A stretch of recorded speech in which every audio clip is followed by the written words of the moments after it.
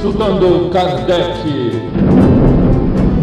Neste vídeo apresentaremos a relação das obras de Kardec entre si e a relação do Evangelho segundo o Espiritismo com as mensagens de Emmanuel. Sabemos que os ensinos para a constituição da doutrina espírita foram dados pelos espíritos de luz e organizados, codificados por Allan Kardec dentro de uma estrutura didática e pedagógica muito bem elaborada. Estrutura didática e pedagógica que às vezes não conhecemos e por vezes temos dificuldade de conhecer melhor a doutrina espírita, sentindo desmotivados em estudar Kardec, a codificação, que é a base para o nosso entendimento do espiritismo. O professor Cosme Massi fez um trabalho belíssimo nesse sentido, mostrando a estrutura didática pedagógica do Livro dos Espíritos. Depois criando para a maior facilidade do conhecimento das obras de Allan Kardec, o Instituto de Pesquisas Espíritas Allan Kardec, IPEAC. E criou também a Kardecpédia. A Kardecpédia é uma plataforma online, grátis e interativa, com todas as obras de Allan Kardec relacionadas entre si, facilitando o estudo das obras fundamentais do Espiritismo.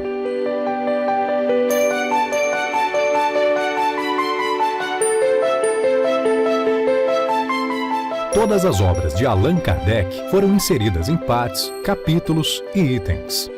E estão todas relacionadas umas às outras em português, inglês, francês e espanhol.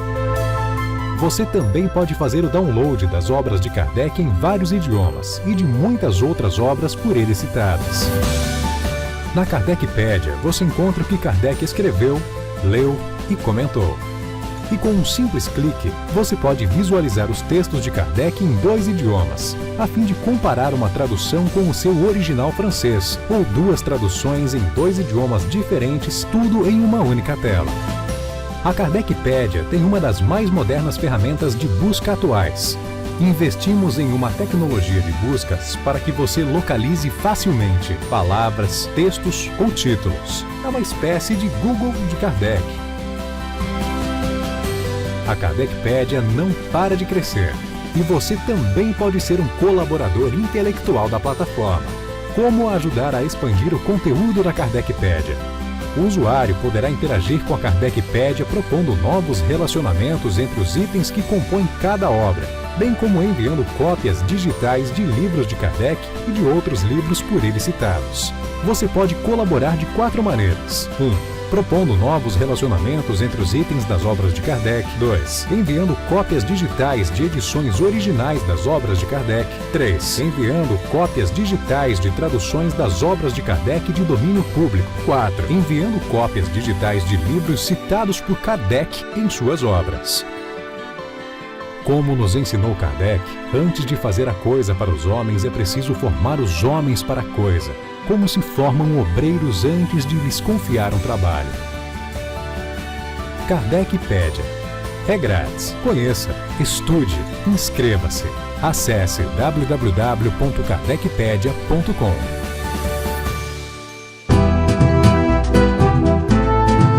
Dentro dessa contribuição, encontramos o trabalho do nosso irmão Saulo César, mostrando a estrutura didática do Evangelho segundo o Espiritismo. Essa resposta dos Espíritos marca o vínculo da doutrina espírita com o Evangelho de Jesus. O Evangelho segundo o Espiritismo nasce dessa resposta. É a partir daí que Kardec percebe que será necessário voltar aos textos do Novo Testamento e entendê-los, compreendê-los, explicá-los à luz da doutrina espírita. A doutrina espírita que tem um papel muito importante, porque logo na introdução do Evangelho segundo o Espiritismo, o codificador irá nos dizer: muitos pontos dos Evangelhos, da Bíblia e dos autores sacros em geral, só são ininteligíveis, parecendo alguns até irracionais, por falta da chave que faculte se lhes apreenda o verdadeiro sentido. Essa chave está completa no Espiritismo, como já puderam reconhecer os que os têm estudado seriamente e, como todos mais tarde, ainda melhor o reconhecerão.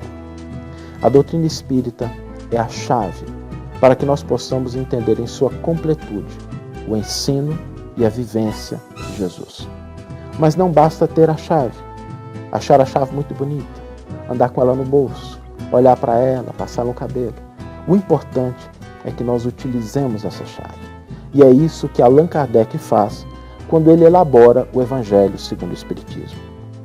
Os 28 capítulos do Evangelho segundo o Espiritismo possuem uma estrutura. Não estão elaborados de maneira aleatória. Allan Kardec irá colocar cada capítulo sucedendo o outro, de maneira que, didaticamente, nós possamos ir apreendendo as lições do Mestre. E é isso que nós vamos fazer agora, tentando buscar uma forma de compreender a estrutura do Evangelho segundo o Espiritismo, que Allan Kardec, na qualidade de professor, na qualidade de um homem de ciências, dedicou muito tempo, muito zelo, a fim de que essa estrutura pudesse, de fato, representar um programa de ensino, um programa de relembrar as leis divinas escritas em nossa consciência. Então há uma ordem, há uma sequência. Nós temos às vezes o hábito de abrir o Evangelho segundo o Espiritismo ao acaso. Isso é muito positivo para as nossas reflexões, porque às vezes a espiritualidade nos traz uma mensagem que precisamos naquele momento. Mas quando nós vamos nos propor a estudar o Evangelho, é importante entender que Allan Kardec o organizou de uma maneira sequenciada tanto quanto possível, para que nós pudéssemos, a partir de um capítulo, lançar as bases para o capítulo seguinte. E agora nós vamos aprofundar um pouco nessa estrutura do Evangelho segundo o Espiritismo. O primeiro ponto é que Allan Kardec traz, nos capítulos de 1 a 4, uma contribuição muito importante. Esses capítulos representam a base do Evangelho segundo o Espiritismo. É o entendimento desses capítulos que nos proporcionará os elementos necessários à compreensão dos outros capítulos. Sem o entendimento do não vim destruir a lei, do meu reino não é deste mundo, do há muitas moradas na casa de meu pai e do ninguém pode ver o reino de Deus se não nascer de novo, fica muito difícil a gente entender o ensino de Jesus, que às vezes parece se afastar daquilo que nós entendemos como felicidade. Esses capítulos representam a base. Devem ser estudados, meditados, porque sem esse entendimento nós não conseguiremos entender em profundidade os capítulos seguintes. A partir disso, Allan Kardec retoma a questão de número 170 do Livro dos Espíritos, onde nós vamos encontrar a seguinte questão: que se torna o espírito depois da sua última encarnação? E os espíritos dizem: espírito bem-aventurado, puro espírito. Aí ficou fácil, porque onde é que estão as descrições dos bem-aventurados? Estão em Mateus capítulo 5.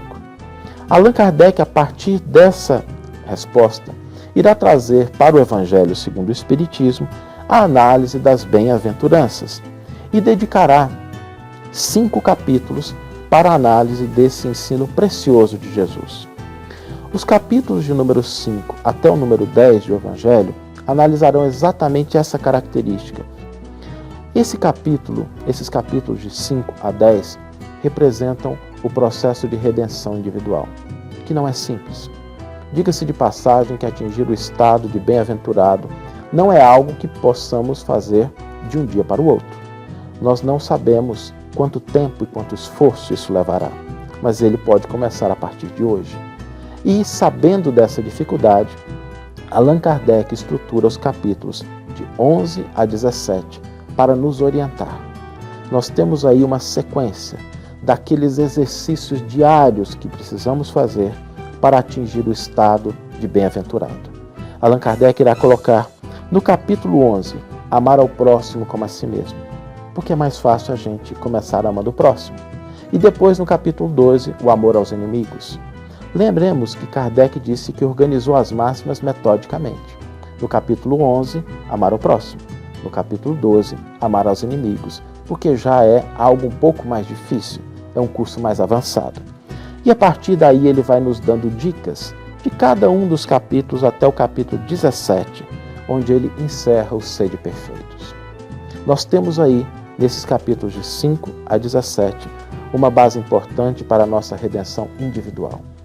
Mas retomando aquela mensagem que Allan Kardec recebeu no ano de 1883, ali os espíritos dizem que o Evangelho segundo o Espiritismo também teria um papel na vida prática das nações. Não é somente um livro para o indivíduo, mas os ensinos ali contidos também trazem a base para a transformação da nossa sociedade, do mundo em que vivemos, em um lugar melhor para todos. É desse aspecto coletivo que Allan Kardec irá tratar dos capítulos 18 até o capítulo 26. Cada capítulo irá tratar de uma temática que diz respeito à nossa vida coletiva, porque ninguém vive só. Todos nós interagimos, somos influenciados e influenciamos aqueles que estão à nossa volta. No primeiro capítulo dessa parte que trata da redenção coletiva, que é o capítulo de número 18, Allan Kardec irá trazer um ensino, muitos os chamados, poucos os escolhidos, para mostrar que na coletividade algumas pessoas têm um papel importante, porque o convite é feito a todos, mas nem todos têm condições de atendê-lo.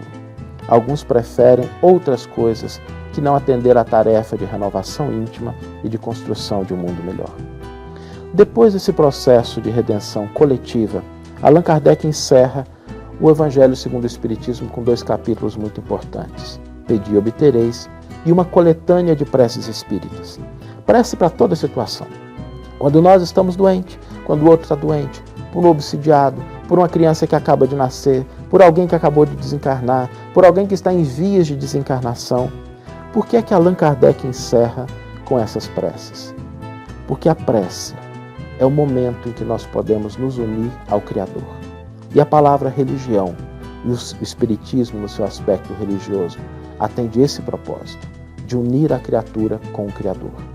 Quando nós entendemos as leis naturais que estão na base, o caminho que nós individualmente devemos trilhar e a nossa responsabilidade na coletividade, nós começamos a nos unir ao Criador.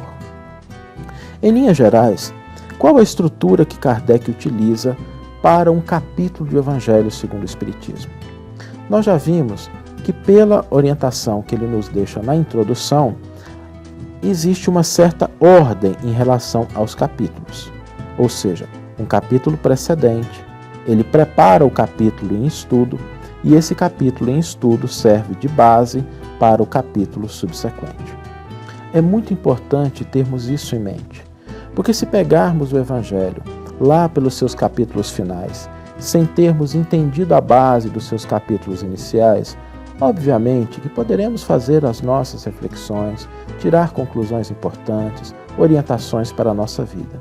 Mas quando estamos falando de estudo, se nós pegarmos um capítulo final sem a base que Kardec deixa nos primeiros 4 capítulos, o entendimento fica um pouco difícil. Cada capítulo do Evangelho segundo o Espiritismo é baseado em um versículo-chave. Esse versículo é frequentemente o que dá nome ao capítulo. No capítulo número 1, Não vim destruir a lei, está baseado em um versículo. Esse é o versículo-chave que Kardec irá utilizar para analisar, de acordo com seus comentários, com o comentário dos Espíritos. Mas como nós sabemos que nem sempre é possível, olhando um único versículo, ter a exata dimensão de todas as suas perspectivas, de todas as suas implicações, Kardec irá trazer também o que nós chamamos aqui de versículos satélites. São outros versículos que vão sendo colocados para que o leitor possa compreender aquilo que o versículo-chave traz em diferentes situações. Depois de ter organizado esses versículos, Allan Kardec irá, na maioria dos casos, e não todos, fazer os próprios comentários a esses versículos. Sim, o codificador comenta os versículos, explica-os, analisa aspectos da linguagem, analisa aspectos da cultura judaica e traz a sua própria opinião acerca daquele ensino que Jesus trouxe, que ele nos revelou. Após as conclusões, normalmente teremos o comentário dos Espíritos, ou a parte que é chamada de Instrução dos Espíritos, que também versará sobre aqueles versículos, ou o versículo-chave, ou os versículos satélites do Evangelho segundo o Espiritismo, selecionados por Allan Kardec. Mas não para aí na codificação da doutrina espírita. Depois do surgimento do espiritismo, os espíritos de luz continuaram com seus trabalhos complementando o trabalho de Allan Kardec, através de médiuns distintos como Chico Xavier. Entre esses espíritos podemos citar Emmanuel. Os comentários de Emmanuel sobre o Evangelho encontram-se espalhados em 138 livros e 441 artigos publicados nas revistas espíritas Reformador e Brasil Espírita, totalizando 1.616 mensagens sobre mais de 1.000 versículos bíblicos. Podemos encontrar nessas mensagens de Emmanuel referências para o estudo de cada capítulo do Evangelho segundo o Espiritismo, mas é muito difícil buscar as mensagens específicas de Emmanuel com capítulo em estudo, devido a esse grande número de mensagens.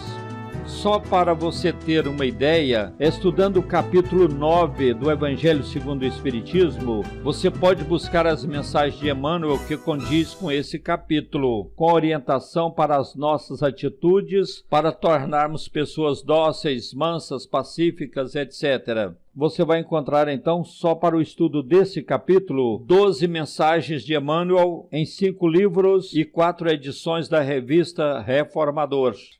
Mas, como eu disse, graças aos estudiosos e dedicados companheiros, temos no trabalho laborioso do nosso irmão Saulo César a organização de todas essas mensagens de Emmanuel em 5 livros, o estudo do Novo Testamento com Emmanuel, o chamado O Evangelho por Emmanuel.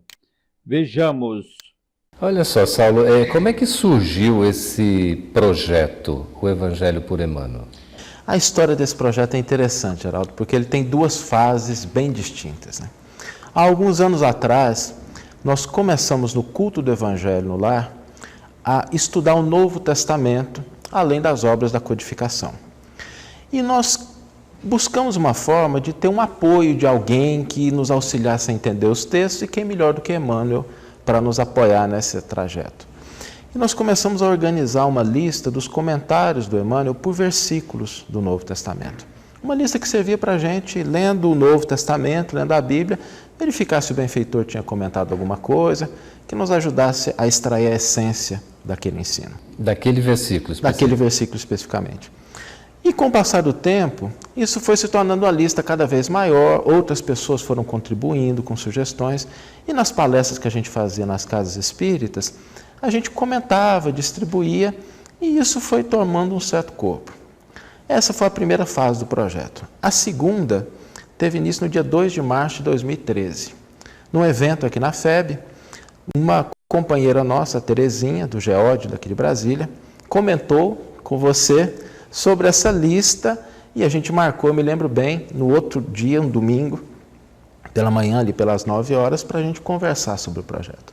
E nós trouxemos uma lista de 29 páginas, em que ali estavam as referências de onde o Emmanuel tinha comentado esses livros.